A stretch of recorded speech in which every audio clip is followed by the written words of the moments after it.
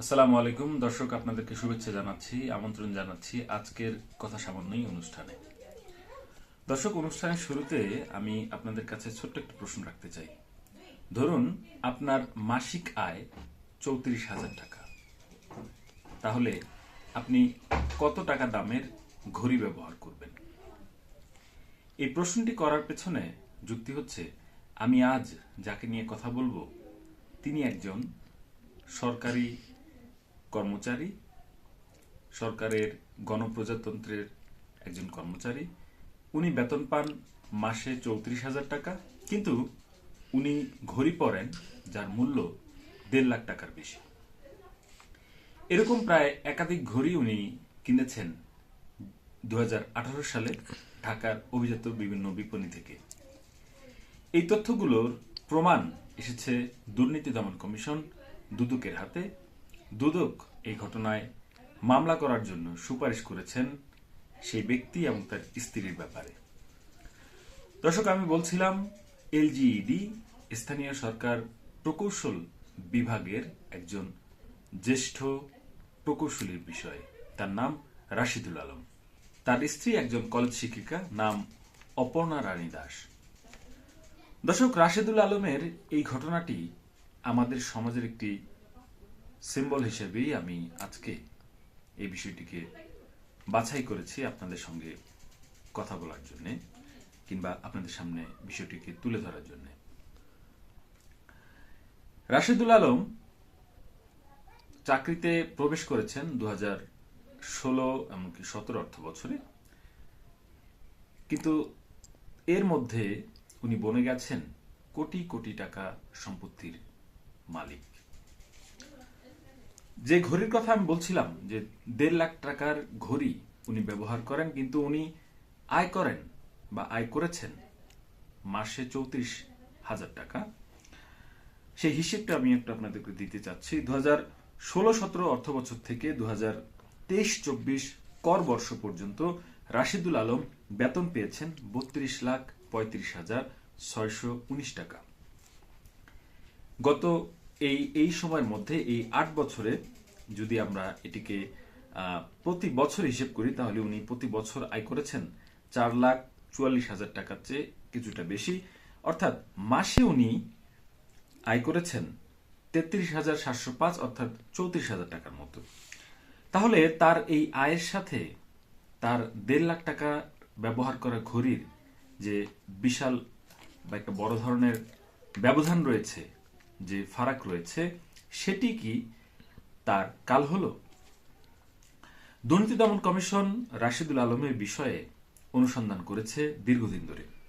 সেই অনুসন্ধানে বেরিয়ে এসেছে তার অভিজাত জীবনের কথা। ঢাকার অভিজাত পাড়ায় তার প্লট আছে, তিনি ফ্ল্যাট কিনেছেন। শেয়ার বাজারে তার বিনিয়োগ 4 কোটি টাকারও বেশি। 2018 সালের পর থেকে উনি শেয়ার বাজারে এই বিনিয়োগ করা শুরু করেন।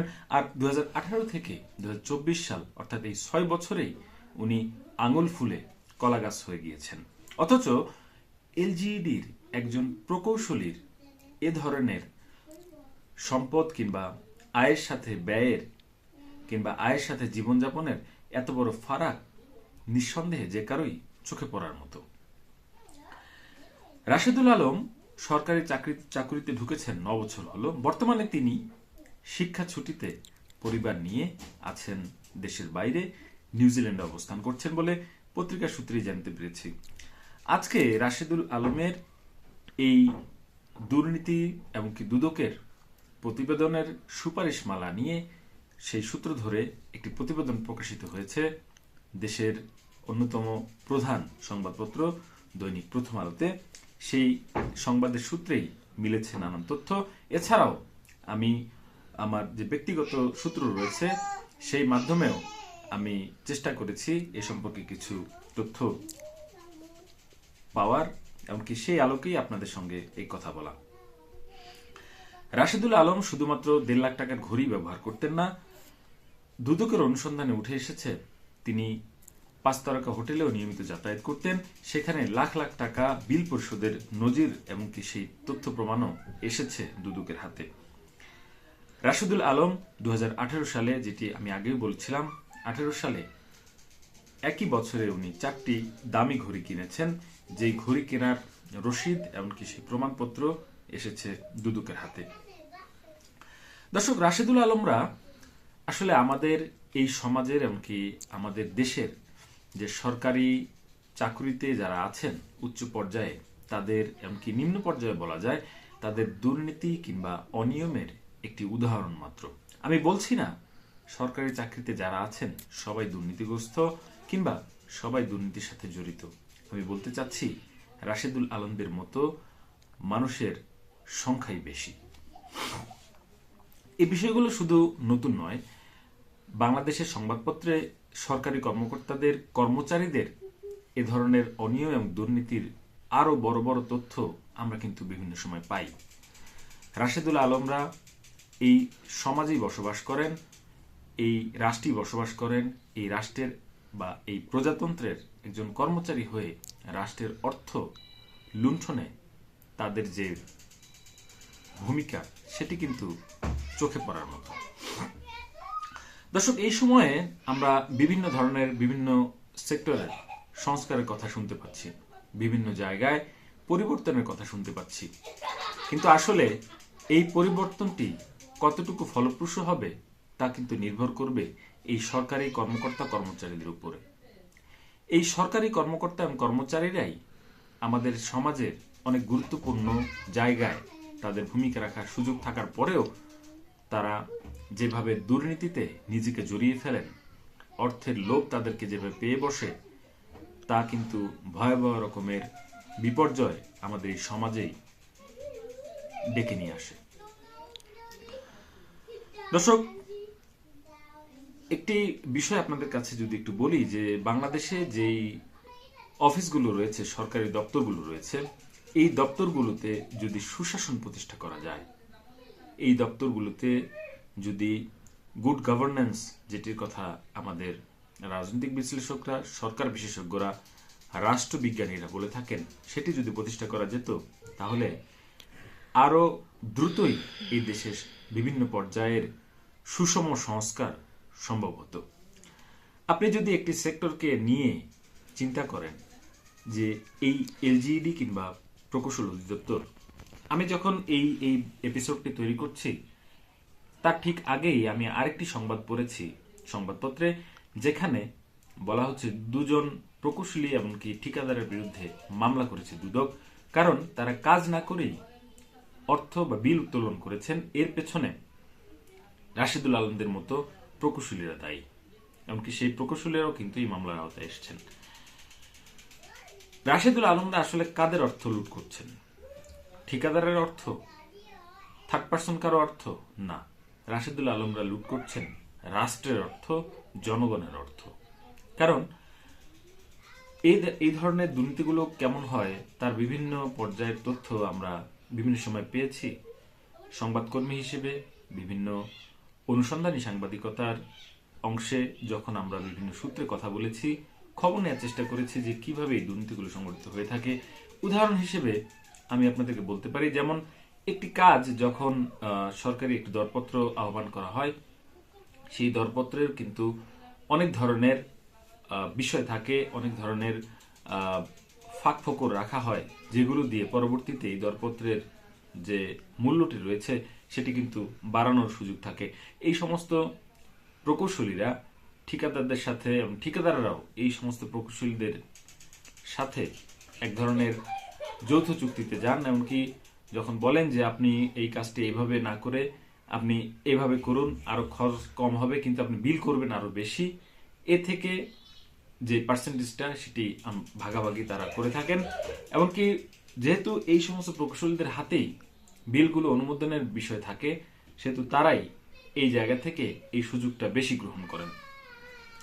আমি শুধু রাশেদুল আলমদের মতো প্রকৌশলীদের কথা বলছি না, বাংলাদেশের সরকারের বিভিন্ন পর্যায়ের কর্মচারীদের মধ্যে তৃতীয় শ্রেণী, চতুর্থ শ্রেণীর কর্মচারীদেরও আমি দেখেছি।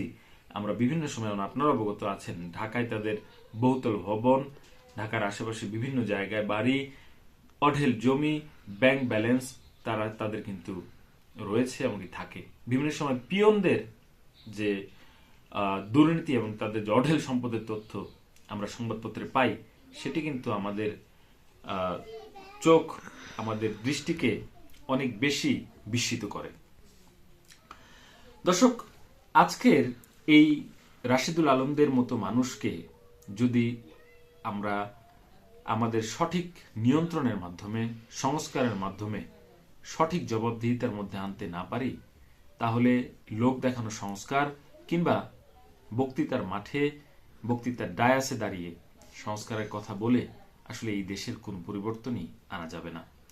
সরকারি দপ্তরগুলোর কথা যেমনটি বলছিলাম, সবাই এই বিষয়ে হয়তো একমত হবেন আপনারা যে সরকারি বিভিন্ন পর্যায়ের দপ্তরে যে ধরনের দুর্নীতিগুলো সংগঠিত হয় একেবারেই সবার কাছেই সেটি প্রকাশ্য। এটি কোনো সিক্রেট কিছু নয়, এগুলো ওপেন সিক্রেট সবার কাছে। কোন কোন দপ্তরে কোন কোন টেবিলে কি ধরনের ঘুষ লেনদেন হয় তা কিন্তু আমাদের সবারই কম বেশি জানা। এখন যারা সংস্কার নিয়ে কাজ করছেন তাদের কাছে আমাদের প্রত্যাশাটা হচ্ছে তারা এই বিষয়গুলোকে খুঁজে বের করবেন।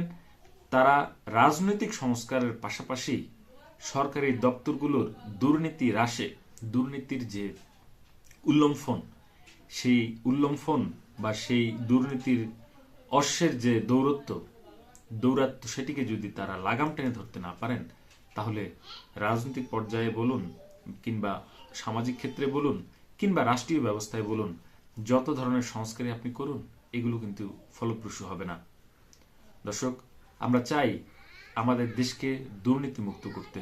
হ্যাঁ, একথা সত্যি যে আপনি দুর্নীতিকে জিরো কিংবা শূন্যে নামিয়ে আনতে পারবেন না এত সহজেই, এটি সম্ভব নয়। কিন্তু আপনি যদি এটি শুরু করেন, একদিন নিঃসন্দেহে এটি কমে আসবে। আস্তে আস্তে রাশিদুল আলমদের মতো মানুষের, দুর্নীতিবাজদের আমরা ঠিকই এক সময় লাগাম টেনে ধরতে পারবো। এই জন্য প্রয়োজন একটি সুশৃঙ্খল প্রক্রিয়া, যার মধ্য দিয়ে সুশৃঙ্খল জবাবদিহিমূলক প্রক্রিয়া, যার মধ্য দিয়ে এই সমস্ত অনিয়মকে রোধ করা সম্ভব হবে। আমার সঙ্গে থাকার জন্য আপনাদেরকে ধন্যবাদ। সবাই ভালো থাকবেন।